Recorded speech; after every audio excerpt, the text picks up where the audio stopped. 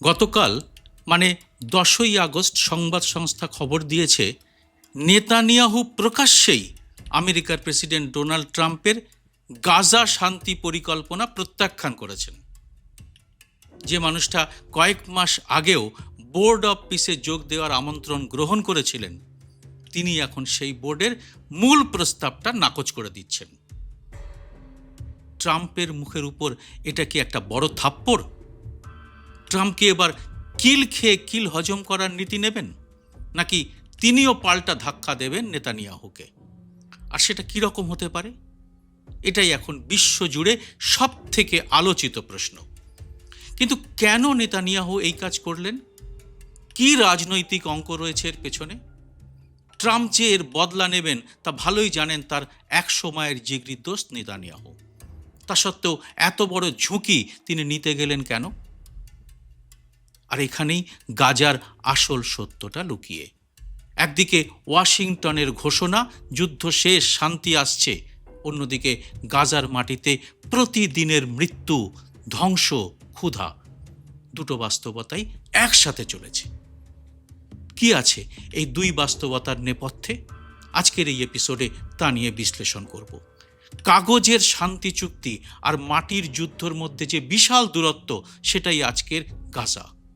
আর তার এক একটা অধ্যায় মানুষের সভ্যতাকে চরম লজ্জায় ফেলার জন্য যথেষ্ট।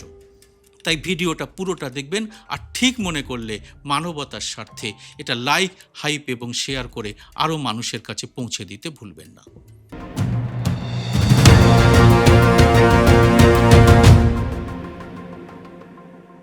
নমস্কার, সবাইকে স্বাগত। আমি সুব্রত বসু। 2025 সালের 10ই অক্টোবর বিশ্বজুড়ে সংবাদ মাধ্যমে শিরোনাম হয়েছিল গাজায় যুদ্ধ থেমেছে। ওই দিন 2 বছরের রক্তক্ষয়ী যুদ্ধের পর ইসরায়েল এবং হামাসের মধ্যে একটা চুক্তি হয়েছিল। মার্কিন যুক্তরাষ্ট্রের প্রেসিডেন্ট ডোনাল্ড ট্রাম্পের 20 দফা পরিকল্পনার ভিত্তিতে তৈরি এই চুক্তিতে বলা হয়েছিল লড়াই থামবে, অপহৃতরা মুক্তি পাবেন, ধীরে ধীরে ইসরায়েলি বাহিনী প্রত্যাহার করা হবে আর গাজার পুনর্গঠনের কাজ শুরু হবে। কিন্তু কাগজের সেই যুদ্ধবিরতি বাস্তবে কখনোই পুরোপুরি কার্যকর হয়নি।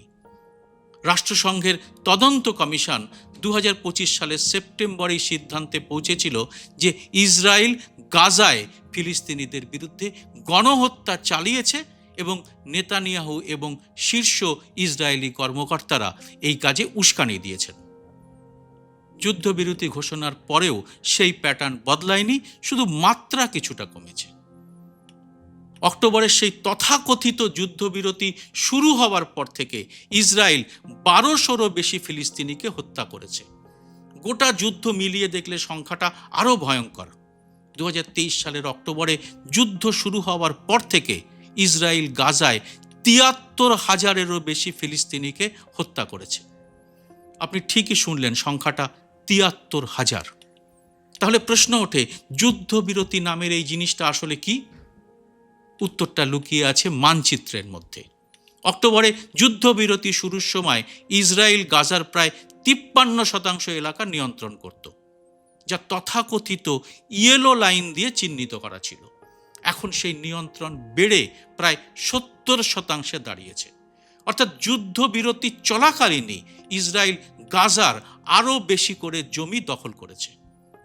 মানে শান্তির নামে চলছে দখলদারি। 2026 ফেব্রুয়ারি ট্রাম্প ওয়াশিংটনে ডেকে আনলেন 40টিরও বেশি দেশের প্রতিনিধিদের। জন্ম নিল বোর্ড অব পিস নামের একটি আন্তর্জাতিক সংস্থা। এর কাজ গাজার যুদ্ধবিরতি বাস্তবায়নের তদারকি করা। নেতৃত্বে বসলেন নিকোলাই ম্লাদেনভ।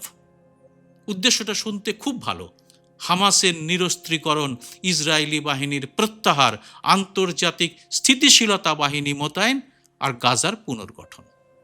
কিন্তু মাসের পর মাস কেটে গেল, কাজের কাজ কিছুই হলো না। মে মাসে ম্লাদেনভ জানালেন হামাস নিরস্ত্রীকরণে রাজি না হওয়ায় গোটা পরিকল্পনাটা মুখ থুবড়ে পড়েছে। মানে এবারেও ছাড় পেয়ে গেল ইসরায়েল।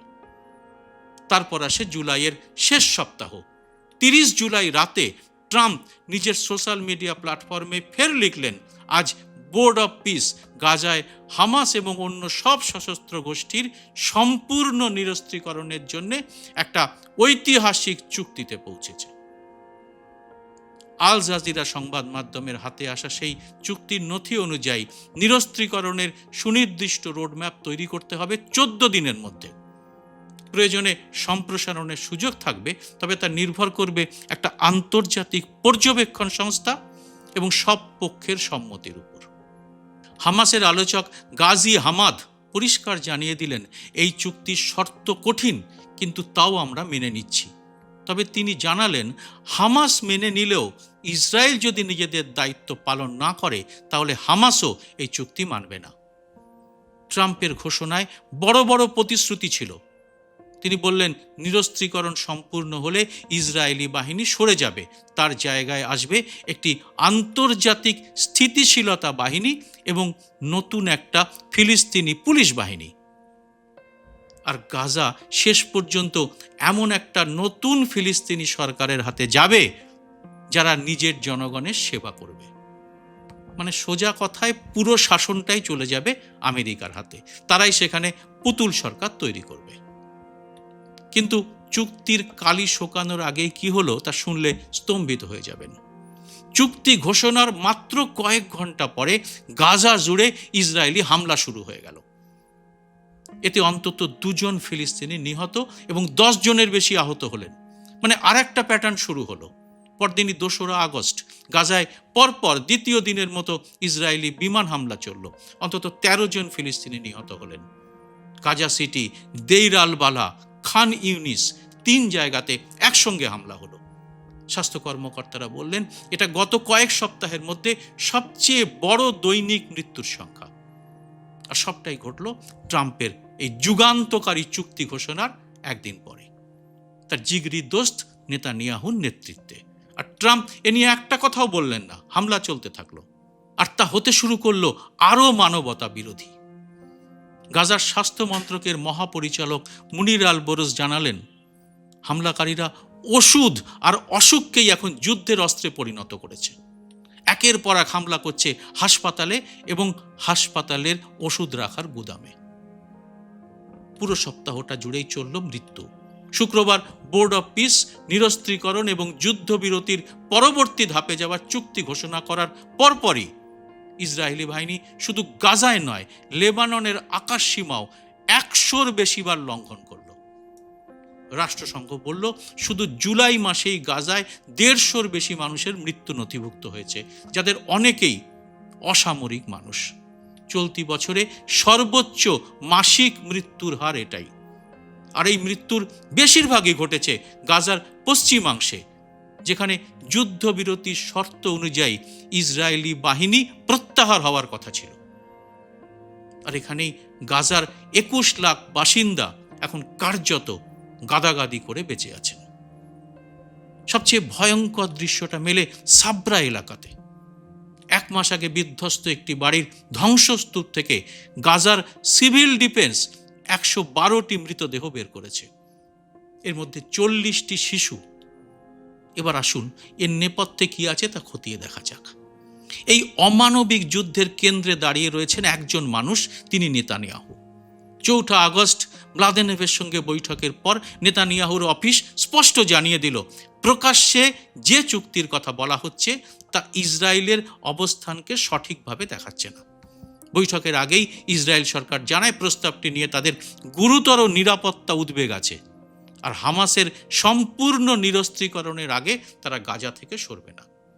বৈঠকে ম্লাদেনভ নেতানিয়াহুকে গাজায় হামলা বন্ধ করার জন্য অনুরোধ করেছিলেন বলে জানা গেছে, কিন্তু ইসরায়েল সেই অনুরোধ প্রত্যাখ্যান করে। বোর্ড অফ পিস শেষ পর্যন্ত ঘোষণা করে, নিরস্ত্রীকরণ সম্পূর্ণ না হওয়া পর্যন্ত ইসরায়েলের গাজা থেকে সরার কোনো সম্ভাবনা নেই। মানে শান্তির শর্ত নির্ধারণ করছেন শুধু নেতানিয়াহু। কেন এই দ্বিচারিতা? উত্তরটা রয়েছে রাজনীতির অঙ্কে। ইসরায়েলের নির্বাচন হবে 27 অক্টোবর। বিশ্লেষকদের মতে নেতানিয়াহু সরকার ভোটে জেতার জন্যে এই যুদ্ধ চালিয়ে যাবে, কারণ শান্তির রোডম্যাপ বাস্তবায়ন করলে নেতানিয়াহুর নির্বাচনে মারাত্মক ক্ষতি হবে। অর্থাৎ লাখ লাখ ফিলিস্তিনিকে জীবন দিয়ে জেতাতে হবে ইসরায়েলের প্রধানমন্ত্রী নেতানিয়াহুকে। আর সেই অঙ্কে সময় যত গড়াচ্ছে গাজার মাটিতে লাশের সংখ্যা তত বাড়ছে। বিশ্লেষকদের একাংশের মতে নিরস্ত্রীকরণে রাজি হয়ে হামাস অনেকটাই এগিয়ে এসেছিল, কিন্তু ইসরায়েল তাতে রাজি নয় বলেই এই সমস্যার সমাধান এখন 20 বাও চলে। আর এর মাঝে পিষে যাচ্ছেন সাধারণ গাজাবাসী, শিশু, নারী এবং অসুস্থ বৃদ্ধ রোগীরাও। পরিসংখ্যান দিয়ে যুদ্ধের ভয়াবহতাটা কখনো বোঝা যায় না, কিন্তু পরিসংখ্যান দিয়েই যুদ্ধের ভয়াবহতাটা কিছুটা হলেও বোঝানো যায়। তাই কিছু সংখ্যা এখানে দেওয়া জরুরি। গাজার মোট 36টি হাসপাতালের মধ্যে মাত্র অর্ধেক আংশিকভাবে সচল, বাকিগুলি হয় ধ্বংস হয়ে গেছে, না হলে কাজ করছে না। ক্যান্সার আর রক্তরোগের চিকিৎসার ওষুধের ঘাটতি পৌঁছেছে 61%, মানে প্রায় প্রতি 3 জন ক্যান্সার রোগীর মধ্যে 2 জন ওষুধ ছাড়া মৃত্যুর দিকে এগিয়ে যাচ্ছেন। গাজার 20 লক্ষর বেশি বাসিন্দার প্রায় সবাই এখন তাঁবুতে বা অস্থায়ী আশ্রয়ে বাস করছেন। মানবিক পরিস্থিতি এখন তীব্র সংকটে সেখানে। আর সবচেয়ে নির্মম পরিসংখ্যান বোধহয় এটাই যে যুদ্ধ শুরু হওয়ার পর থেকে মোট মৃত্যুর সংখ্যা 73,000 ছাড়িয়েছে। এই সংখ্যার মধ্যে শিশু, নারী, বৃদ্ধ, সাংবাদিক, চিকিৎসাকর্মী সবাই আছেন। প্রতিটি সংখ্যার পেছনে রয়েছে একটা পরিবারের শিশুকে হারানো বা একটি শিশু তার বাবা মাকে হারানোর গল্প। এবার আসবো আর একটা দ্বিচারিতার গল্পে। ঠিক এই সময় লাতিন আমেরিকার কলম্বিয়ায় নতুন এক কট্টর ডানপন্থী সরকার ক্ষমতায় এসে সিরিয়া থেকে 1967 সালে দখল করা গোলান হাইটসের উপর ইসরায়েলের দাবিকে স্বীকৃতি দিয়ে দিয়েছে। মানে একদিকে গাজায় গণহত্যার অভিযোগ, অন্যদিকে বিশ্বের কোনো কোনো প্রান্তে ইসরায়েলের দখলদারিত্বকে বৈধতা দেওয়ার প্রবণতা, এই দুয়ের মধ্যে বৈপরীত্যই আজকে বিশ্ব রাজনীতির আসল চেহারাটা তুলে ধরছে। গত 6ই আগস্ট 8টি আরব ও মুসলিম দেশ, সংযুক্ত আরব আমিরাত, কাতার, জর্ডান, ইন্দোনেশিয়া, পাকিস্তান, তুরস্ক, সৌদি আরব এবং মিশর একসাথে মিলে একটা বিবৃতি দিয়েছে। তারা গাজায় ইসরায়েলি এই চুক্তি লঙ্ঘনের কঠোর নিন্দা জানিয়েছে। বিশেষ করে হাসপাতাল আর চিকিৎসা পরিকাঠামো লক্ষ্য করে হামলার তীব্র নিন্দা করা হয়েছে। এই দেশগুলোর পররাষ্ট্রমন্ত্রীরা বলেছেন, হাসপাতাল, অ্যাম্বুলেন্স আর স্বাস্থ্যকর্মীদের ইচ্ছাকৃতভাবে লক্ষ্যবস্তু বানানো আন্তর্জাতিক মানবিক আইনের গুরুতর লঙ্ঘন। কিন্তু প্রশ্ন উঠেছে, এতে কি হবে আর এরপর কি হবে? কবে গাজায় আন্তর্জাতিক স্থিতিশীলতা বাহিনী বা আইএসএফ মোতায়েন করা হবে? আর তার নেতৃত্বে কে থাকবে? এখন এই প্রশ্নের কোনো স্পষ্ট উত্তর নেই। আর দ্বিতীয় প্রশ্ন এবং সবচেয়ে বড় রাজনৈতিক প্রশ্নটা হলো, ইসরায়েলের 27 অক্টোবরের নির্বাচন পর্যন্ত নেতানিয়াহু সরকার কি সত্যি পরিস্থিতির কোনো অগ্রগতি হতে দেবে না? বিশ্লেষকদের অধিকাংশের উত্তর না। নির্বাচনের আগে কোনো ঝুঁকি নিতে রাজি নন নেতানিয়াহু, তাই এই প্রক্রিয়া ঝুলে থাকবে আর মাঝে মাঝেই হামলা চলতে থাকবে নিরাপত্তায় উদ্বেগের অজুহাতে। এটাই বাস্তব। আর তৃতীয় প্রশ্নটা ট্রাম্পের বিশ্বাসযোগ্যতা নিয়ে। নোবেল শান্তি পুরস্কার না পাওয়ায় প্রকাশ্যেই হতাশা প্রকাশ করেছিলেন প্রেসিডেন্ট ট্রাম্প। নিজেকে শান্তির প্রেসিডেন্ট হিসেবে তুলে ধরতে চাইছিলেন তিনি। কিন্তু গাজায় তার ঘোষিত ঐতিহাসিক চুক্তি যদি বাস্তবে রক্তক্ষরণ থামাতে না পারে, তাহলে তিনি কি করবেন? প্রশ্নগুলো আছে, কিন্তু উত্তর নেই বিশ্বের কারো কাছে। আর তাই গাজার কাহিনীটা এখন একটা প্যারাডক্সের কাহিনী। একদিকে শিরোনামে যুদ্ধবিরতি, নিরস্ত্রীকরণ চুক্তি, ঐতিহাসিক অগ্রগতি, আর বাস্তবের মাটিতে প্রতিদিন বোমা, প্রতিদিন লাশ, প্রতিদিন ধ্বংসস্তূপ থেকে উদ্ধার হওয়া শিশুর দেহ। যুদ্ধবিরতি শব্দটা গাজাবাসীর কাছে তাই একটা তিক্ত পরিহাসের মতো নয় কি? এ ব্যাপারে আপনারা কি বলেন অবশ্যই জানান কমেন্ট বক্সে। আর মানব সভ্যতার এই খলনায়কদের কথা আরও মানুষের কাছে পৌঁছে দিন সোচ্চারে। জয় হিন্দ, সত্যমেব জয়তে। স্বাধীন সাংবাদিকতার পাশে দাঁড়াতে এবং আমার প্রতিটি ভিডিও সবার আগে পেতে মাসে মাত্র 59 টাকা দিয়ে চ্যানেলের মেম্বারশিপ নিতে পারেন। চ্যানেলটি খুলে জয়েন শব্দটিতে ক্লিক করে যে কোনো দেশ থেকেই খুব সহজেই এ কাজ করা যায়। চ্যানেলটি ভালো না লাগলে সহজে মেম্বারশিপ ছেড়েও দিতে পারবেন। যারা এর মধ্যেই মেম্বারশিপ নিয়েছেন তাদের অনেক অনেক ধন্যবাদ। আপনাদের জন্য আলাদা করে ভিডিও তৈরির কাজও খুব শীঘ্রই শুরু করা হবে।